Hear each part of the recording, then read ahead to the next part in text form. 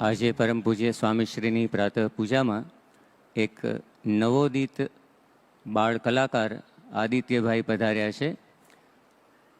આપણા અત્યારે સંસ્થાનું એક નૂતન પ્રકાશન બાળકોના કંઠે એ તૈયાર થઈ રહ્યું છે.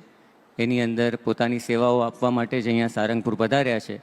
તો સાથે સાથે આજે પરમ પૂજ્ય સ્વામીશ્રીની પ્રાતઃ પૂજામાં પોતાનો કંઠ પાવન કરશે.